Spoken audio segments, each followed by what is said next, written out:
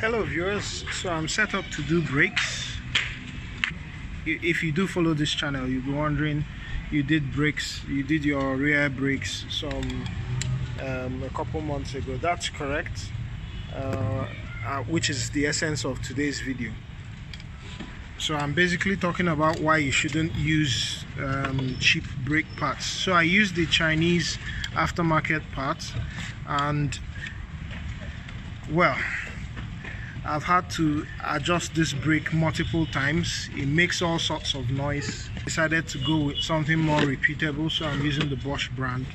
To give you a sense of why I'm actually doing this, so I have my parking brakes fully engaged, yet the wheel spins almost freely. It's worse on the other side. The other side spins quite freely. So that's it. The rate of wear on this brake is just too fast. The automatic adjustment mechanism is not able to keep up. So I've actually moved on with replacing this part, and on the right you have the Bosch part. On the left you have the one I just took out, the Chinese knockoff that I just took out of the vehicle, and I'll show you very quickly what the actual problem is, why the Chinese part has always needed to be adjusted.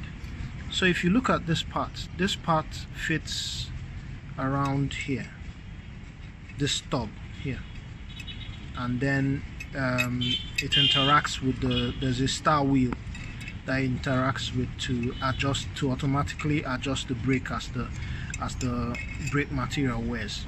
So but you notice that on the knockoff part, on the Chinese part, this pin is much smaller than this.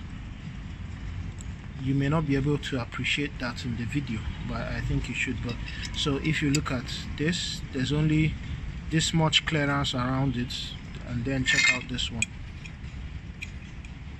So you can see there's all that clearance. So this part doesn't engage the star wheel well, and then the end result is that the car is not able to adjust the brake to the shoe brake automatically. Whereas if it's this, it's a bit more snug around the pin. So that's it. Lesson learned.